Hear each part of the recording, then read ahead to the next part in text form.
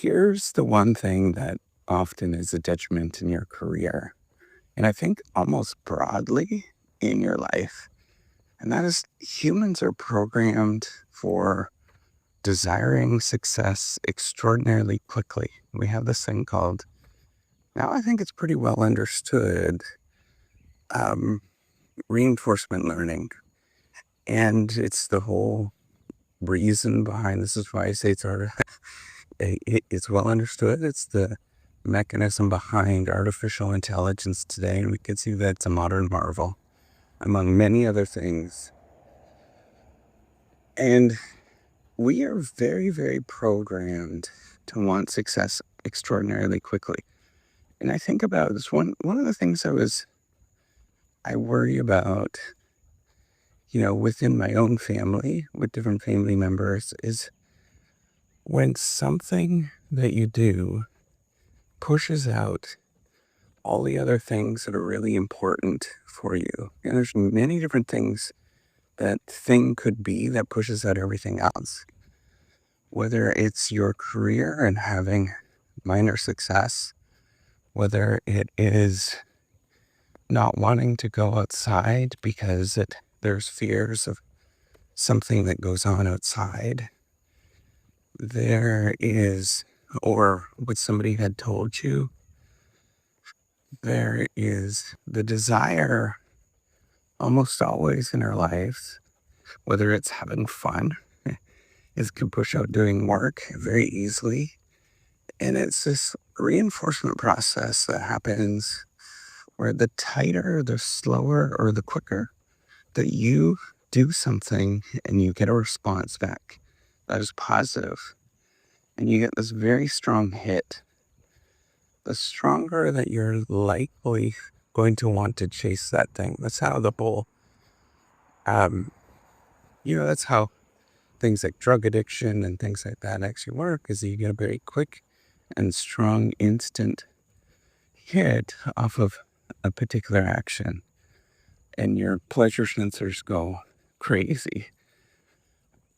And we have a tendency to pursue things that give us that hit in minor scale compared to drugs, but it's still the same thing that's actually happening. And what happens is that it pushes out everything that's going on in your life to pursue that particular pleasure sensor. And the more intermittent, the more that you can't figure out. So that's what intermittent basically means. You can't figure out what is causing that, but you get pleasure sense and you get sort of that hit, the more likely that you're going to pursue that particular thing. And the more rigorous you're going to pursue it when it's not there.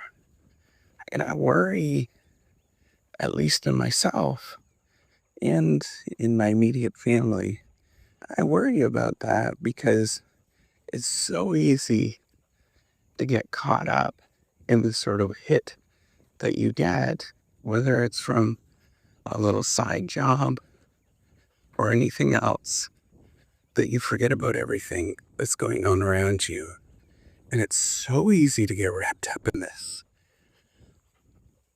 where you think that you're making progress, but you're missing out on bigger and better things. I worry about that with myself all of the time with this reciprocity project. I haven't really, every once in a while, I do get a hit of like, oh, this is actually working, but I can't figure it out.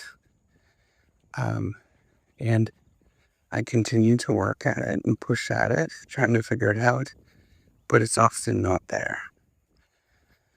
So I do worry about that all of the time. But here's what I actually worry about the most, is that artificial intelligence will have that response, but it's unlikely to pursue it in such a way that we are going to pursue it.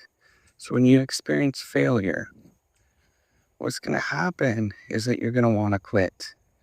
Almost always, if you're doing something that is better for you and very rigorous, you want to quit. It sucks.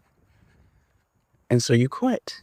But artificial intelligence can be the parameter can change depending on the setting so that it won't. And it will pursue going through things that are much more difficult for us to withstand than for it to withstand. And there's all sorts of problems that exist like that, whether it is, exercising, whether it is going and learning hard problems, whether it is exploring the universe, all of these things, it's a real concern for me because of this lack of humanness that we have a tendency, I often say that as academic researchers, we have a real bias towards assuming that people like to learn and want to learn. In my own personal experience, I don't think that that is true. I think there's a very large diversity of learning, and most of us are really not persuaded by it. And the only reason why I say that, you can look at most software applications that are invented to do this kind of stuff. What happens is that there's a huge number of people that try it once or don't even try it and never try it again. And what we tend to do, because the world is so big, we tend to select on the ones where people repeatedly do it. And we focus on those, and we forget that there's this massive world that exists where they never pursue something and never learn, even in the most funnest, most silliest games and that exist, is that people choose not to. And that's where I worry quite a lot about my own immediate family and as well as the broader societies. How do we teach people to deal with failure, to deal with uncomfortableness more, so that we can pursue things that are really important in our lives? Because almost everything that matters is difficult to do, from relationships to making money to, taking over the world, politics, whatever. It all requires doing stuff that is painful in the moment. And that pain never goes away, it never subsides. And so you have to get used to it. And that's where I worry. That's where I sort of focus on, encourage, try to, and whether I do a good job or not, encourage my kids to pursue things that are uncomfortable and not to get wrapped up in those cycles of positive reinforcement rather quickly. Everything that we have to do, we have to worry about that. And we have to continuously keep thinking at a much higher order than what we're used to and say, is this good for me? Is this something that I have to do? And it's thinking in a very macro sense of how this actually works. And here's the challenging part, is that, is this good for me, can be manipulated or corrupted by the pleasure sensors that you have. And that's where it becomes extraordinarily difficult for us to escape these loops where we chase things. And so you have to constantly be thinking, how do I move away from that?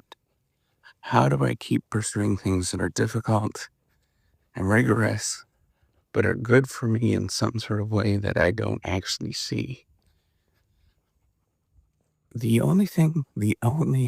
Other than medication, the only thing that I know that actually can move the needle is just actively engaging in it all of the time. In fact, thinking about, what do I do next? Is this going to be healthy for me? Can I pursue this thing even though it's very difficult?